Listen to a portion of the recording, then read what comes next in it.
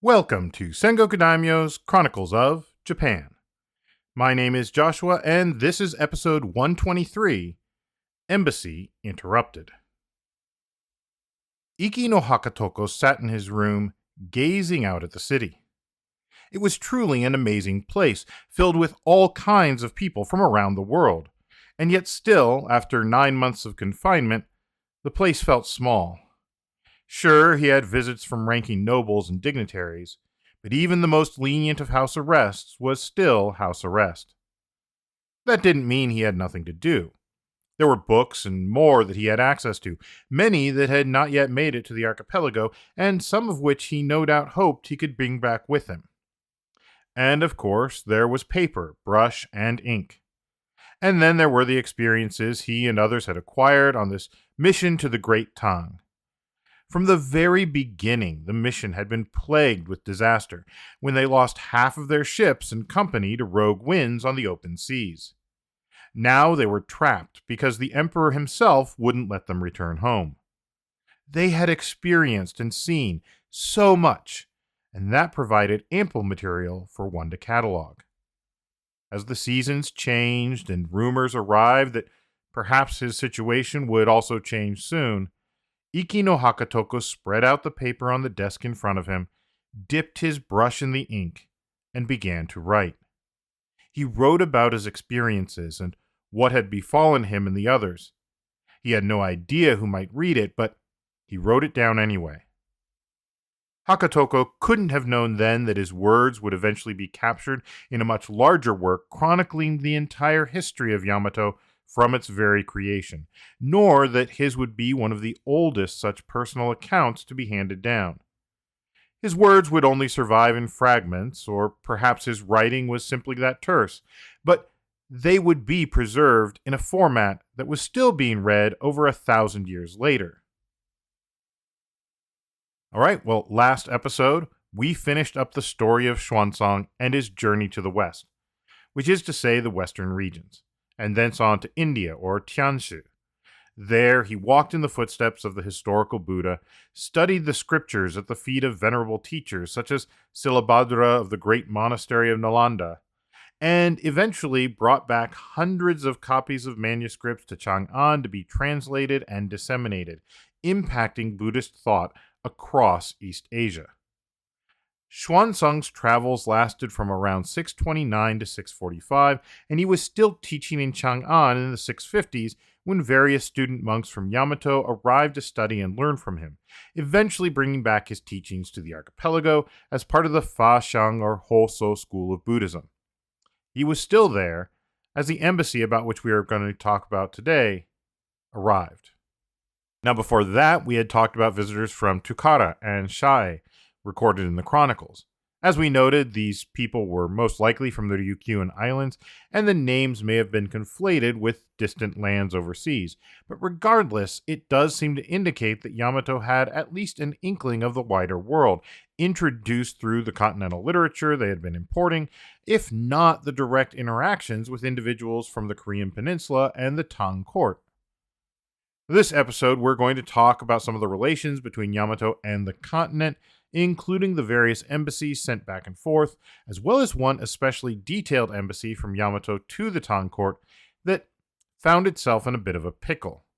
After all, what did you do back in those days when you were an ambassador and your country suddenly went to war? We'll talk about that and what happened.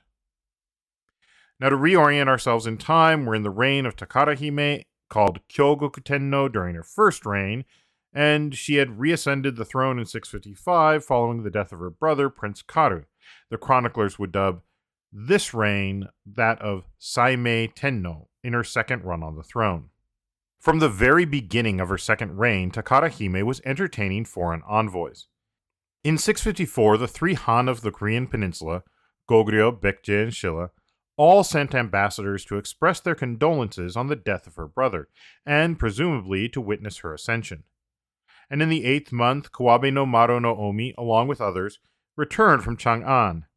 He had been the chief ambassador to the Tang on an embassy sent there in the 2nd month of the previous year.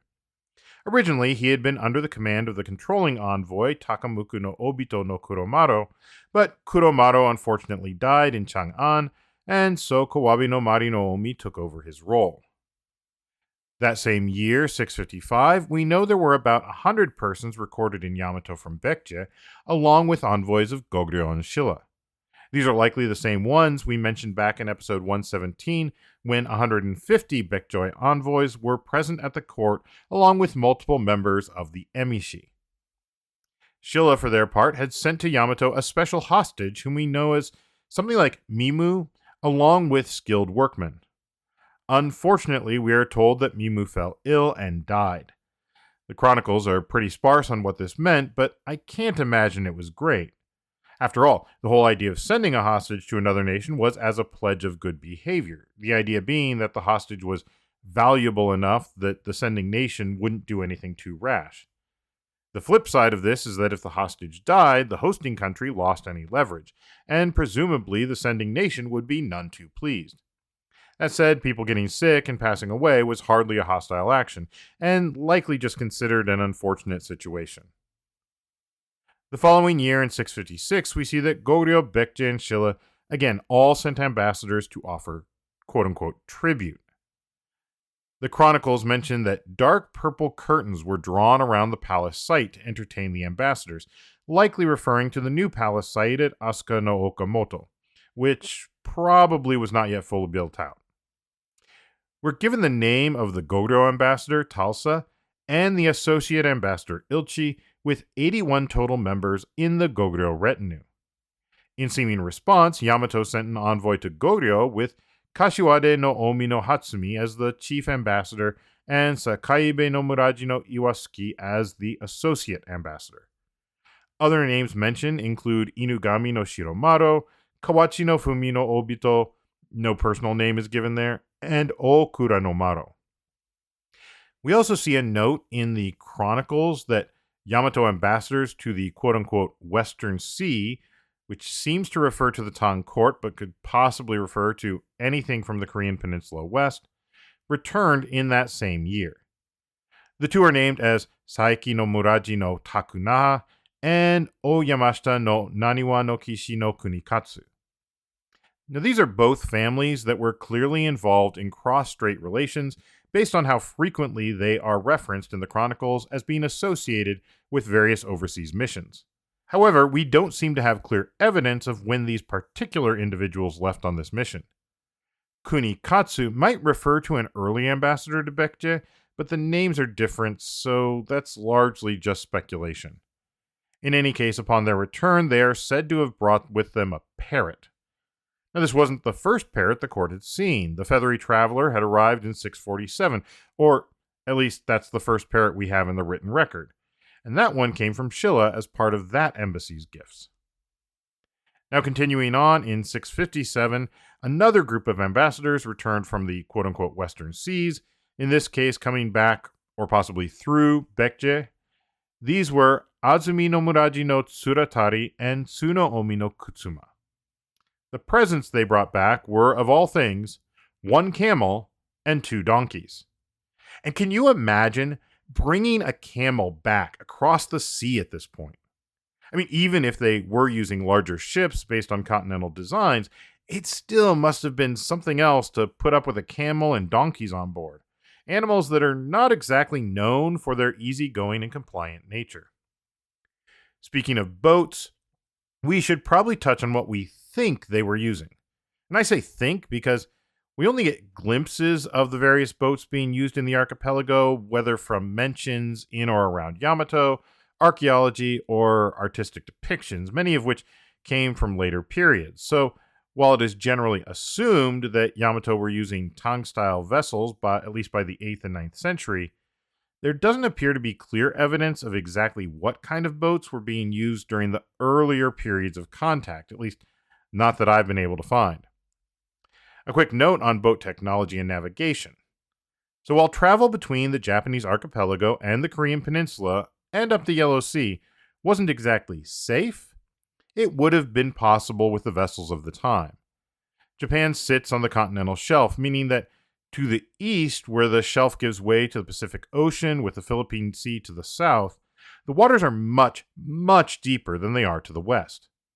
In deep waters, waves are not necessarily affected by the ocean floor, meaning they can build up much more energy and require different kinds of technology to sail.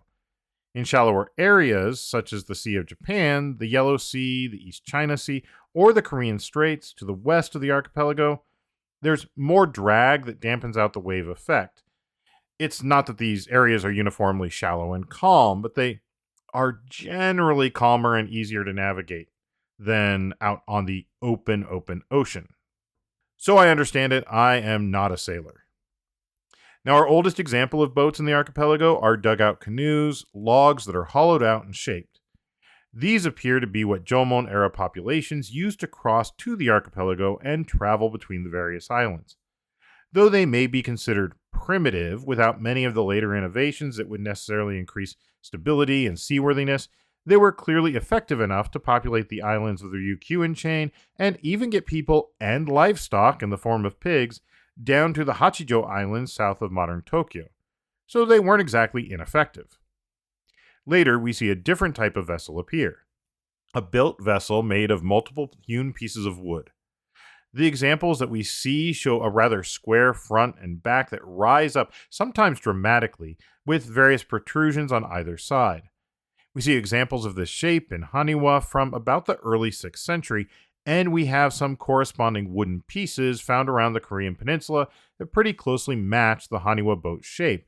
Not surprising given the cultural connections between the two places. These boats do not show examples of sails and were likely crewed by rowers. Descriptions of some suggest that they might be adorned with branches, jewels, mirrors, and other such things for formal occasions to identify some of the boats as special.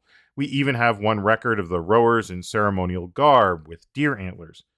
But none of this suggests more than one basic boat type.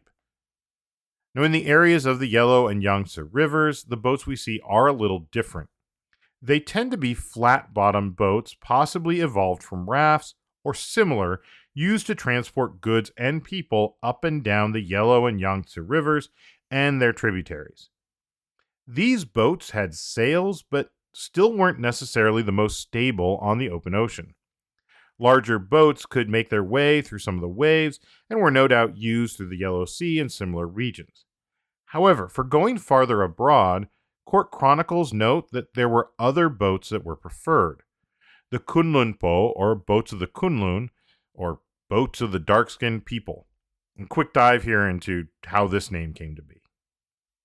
Now, originally, Kunlun appears to refer to a mythical mountain range, the Kunlunshan, which may have originated in the Shanhai Jing, the classic of mountains and seas, so may not have referred to any specific terrestrial mountain range, although the term would later attach to the mountain chain that forms the northern edge of the Tibetan Plateau on the southern edge of the Tarim Basin.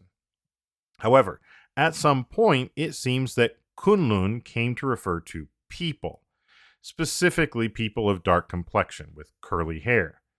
There are Tang-era depictions of such people, but their origin is not exactly known.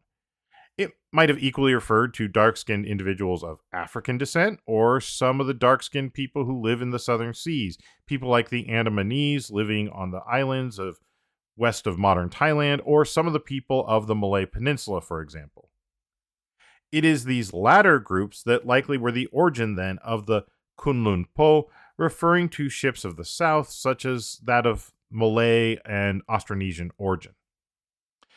We know from the period of at least the northern and southern dynasties, and even into the early Tang, these foreign ships often plied the waters from trade port to trade port and were the preferred sailing vessels for voyages to the south, where the waters could be much more treacherous.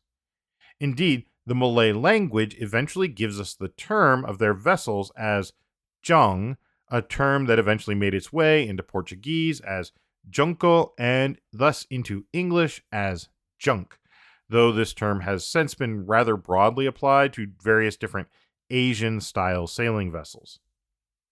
So that leaves us with about 3 ship types that the Yamato court could have been using to send these embassies back and forth to the continent. Their own style of native boat as seen on Haniwa, the flat-bottom boats of the Tang dynasty, or possibly the more seaworthy vessels of the foreign merchants.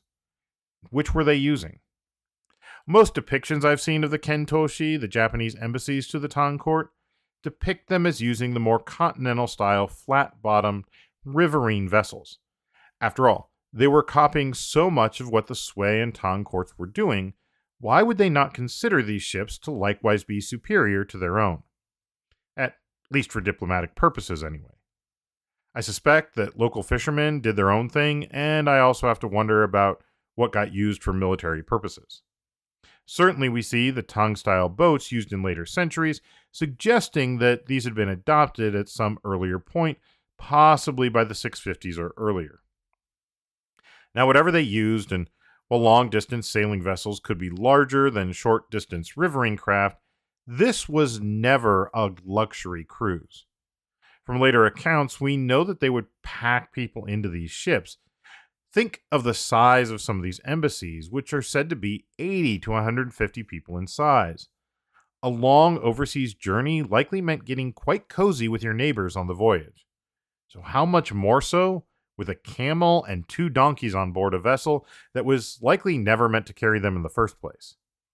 Not exactly the most pleasant experience, I imagine, and this is not really any different than European sailing vessels during the later age of exploration. So, from the records for just the first few years of Takara Hime's second reign, we see that there are lots of people going back and forth, and we have a sense of how they might be getting to and from the continent and the peninsula.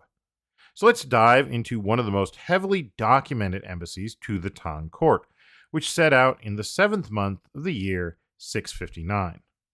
Not only do we get a pretty detailed account of this embassy, but we even know who wrote the account, as in our imagined intro, the famous Iki no Muraji no Hakatoko, described by Aston as Yuki no Muraji.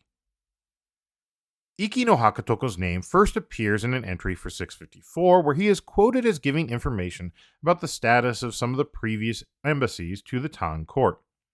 Thereafter, various entries are labeled as Iki no Muraji no Hakatoko says, which would seem to indicate that these particular entries came from another work written by Iki no Hakatoko and referred to as the Iki no Hakatoko no Sho. Based on the quoted fragments found in the Nihon Shoki, this appears to be one of the oldest Japanese travelogues. It spends considerable time on the mission of 659, of which Iki no Hakatoko was himself a member, though not necessarily a ranking one. Later, Iki no Hakatoko would find himself mentioned in the Nihon Shoki directly, and would even be an ambassador himself. The embassy of 659 was rather momentous. Although it started easily enough, the embassy would be caught up in some of the most impactful events that would take place between the Tang, Yamato, and the states of the Korean Peninsula. Not that Iki no Hakatoko quite realized that at the time. This embassy was formally under the command of Sakaibe no Muraji no Iwashiki and Sumori no Muraji no Kiza. It's possible that Sakaibe no Iwashiki was the same person as previously mentioned as an associate envoy, Sakaibe no Iwasuki, but the kanji are different enough, and there is another Sakaibe who shows up between the two in the record. However, they are both listed as envoys during the reign of Takara Hime, aka Saimei Tenno, and as we've abundantly seen, it wouldn't be the first time that scribal error crept into the account. The ambassadors took a retinue with them, including members of the northern emishi, whom they were bringing along with them to show to the Tang court. They also took 2 ships, perhaps because of the size of the retinue, but I suspect this was also because if anything happened to one, you had the other, a kind of backup plan due to the likelihood something would go wrong. And wouldn't you know it, something went wrong. You see, things started out fine. Departing Mitsubei and Naniwa on the 3rd day of the 7th month, they sailed through the Seto Inland Sea and stopped at Tsukushi, likely for one last resupply and to check in with the Dazai, located near modern Fukuoka. They would have been in charge of overseeing ships coming and going to and from the archipelago. Now they departed from Otsu Bay in Tsukushi on the 11th day of the 8th month. Quick note, speedboats, these were not. Today, one can cross from Fukuoka to Busan on the southeast corner of the Korean peninsula in less than a day. The envoys, however, were taking their time. They may have even stopped at the islands of Iki and Tsushima on their way. And by the 13th day of the 9th month, over a month from leaving Kyushu behind, the ships finally came to an island along the southern border of Yamato's ally, Baekje. On the following morning, just before sunrise, the two ships put out to sea together to cross the ocean, heading south towards the mouth of the Yangtze River. Unfortunately, the following day, the ship Iwashiki was on met with a contrary wind and was driven away from its sister ship, and there would be nothing known of its fate until some time afterwards. Meanwhile, the other ship, the only one left now, under the command of Tsumori no Muraji no Kiza, continued on, and by midnight on the 16th day, it arrived at Mount Shuan near Kwaiji Commandery in the Yue district, modern Zhejiang. Suddenly, a violent northeast wind blew up, and they sailed another 7 days before they finally arrived at Yuyao. Today, this is part of the city of Ningbo, at the mouth of the Qiantong River, south of Shanghai, and considered a part of the Yangtze Delta region. The area has been inhabited since at least 6,300 years ago, and it has long been a trade port, especially with the creation of the Grand Canal connecting between the Yangtze and the Yellow River, which would have allowed transshipment of goods to both regions. The now half-size Yamato contingent left their ship at Yuyao and disembarked, and from there they made their way to Yuezhou, the capital of the Kwaiji Commandery. This took them a bit of time, a little over a month. Presumably, this was because of paperwork and logistics. They probably had to send word ahead, and I suspect they had to inventory everything they had brought and negotiate carts and transportation, since they didn't exactly have bags of holding to just stuff it all into. So they finally made it to Yuezhou on the first day of the 11th intercalary month. And a brief explanation here, an intercalary month, we may have gone over this before, well, it refers to an extra month in a year. It was determined by various calculations and was added to keep the lunar and solar years in relative sync. So from Yuezhou, things went a bit more quickly as they were placed on post horses up to the eastern capital, or Luoyang, where the Emperor Tang Gaozong was in residence. Now, the Tang kept a capital at Luoyang and another in the west in Chang'an. The Luoyang trip was long, over 1,000 kilometers, or 1 megameter as it were. The trip first took them through the southern capital, meaning the area of modern Nanjing, which they entered on the 15th day of the month. They then continued onward, reaching Luoyang on the 29th day of the 11th month. The following day, which is to say on the 30th day of the 11th intercalary month of the year 659, the Yamato envoys were granted an audience with Emperor Tang Gaozong. As was proper, he inquired about the health of their sovereign, Takara Hime, and the envoys reported that she was doing well. He asked other questions about how the officials were doing and whether there was peace in Yamato. The envoys all responded affirmatively, assuring him that Yamato was indeed at peace. Tang Gaozong also asked about the emishi they had brought with them. Now, we mentioned this event previously, back in episode 117, how the emishi had been shown to the Tang Emperor and how they had described them for him. This is actually one of the earliest accounts that we have describing the emishi from the Yamato point of view, rather than just naming them, presumably because everyone in Yamato already knew who they were. From a diplomatic perspective, of course, this was no doubt Yamato demonstrating how they were, in many ways, an empire, similar to Tang with their own subordinate ethnicities and barbarians. After answering all the emperor's questions, the audience was concluded. The following day, however, was something of its own. This was the first day of the regular 11th lunar month, and it was also the celebration of the winter solstice. So, though it was the 11th month, it may have been around 22 December according to our modern Western calendars. The envoys once again met with the emperor, and they were treated as distinguished guests, at least according to their own records of it. Unfortunately, during the festivities, it seems that a fire broke out, creating some confusion, and the matters of diplomatic mission were just put on hold while all of that went on. We don't know exactly what happened in the ensuing month.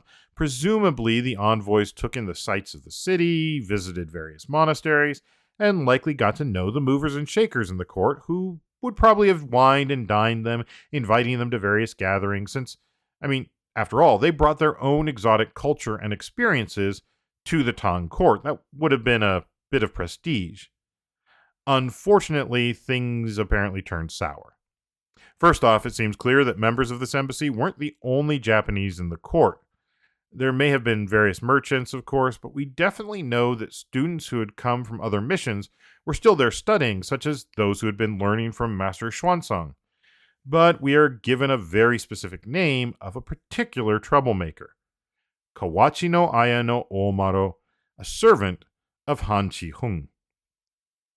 Han Chi-hung may have been of mixed ethnicity, both Japanese and ethnic Han, and he may have traveled to the Tang court on or around 653, but it isn't entirely clear. For whatever reason, on the third day of the 12th month of the year 659, Kawachi no Aya no Omaro slandered the envoys, and although we don't know exactly what he said, the Tang court caught wind of the accusation and found the envoys guilty. They were condemned to banishment until the author of our tale, none other than Ikki no Hakatoko himself, stepped up, made representation to the emperor, pleading against the slander. The punishment was remitted, so they were no longer banished. However, they were then also told that they couldn't return home. You see, the Tang court was in the middle of some sensitive military operations in the lands east of the sea. In other words, they were working with Shilla to invade the kingdom of Baekje. Since Yamato was an ally of Baekje, it would be, let us say, inconvenient if the envoys were to return home and rally Yamato to Baekje's defense. And so the entire Yamato embassy was moved to the western capital, that is to say Chang'an, where they were placed under individual house arrest. Now, they were no doubt treated well, but they weren't exactly allowed to leave either, and they ended up spending the next year in this state. Unfortunately, for all that Ikki no Hakatoko wrote down, we don't have a record of just how they passed their time in Chang'an. Maybe he wrote it down and the chroniclers just didn't think it was important for their story. The members of the embassy likely studied and were probably visited by nobles and others. They weren't allowed to leave, but they weren't exactly thrown in jail either. After all, they were foreign emissaries, and though the Tang might be at war with Yamato's ally, there was no formal declaration of war with Yamato as far as I can make out, and so the embassy just sat there for about 9 months. Finally, in the 7th month of 660, the records tell us that the Tang and Shilla forces had been successful. Baekje was destroyed. News must have reached Chang'an a month later, as Ikki Hakatoko writes that this occurred in the 8th month of the year 660, and with the Tang's special military operation on the Korean peninsula concluded, they released the envoys and allowed them to return to their own countries. The envoys began their preparations as of the 12th day of the 9th month, no doubt eager to return home, and left Chang'an a week later on the 19th day of the 9th month. From there, it took them almost another month to reach Luoyang, arriving on the 16th day of the 10th month, and here they were greeted with more good news, for here it was that they met up once again with those members of their delegation who had been blown off course.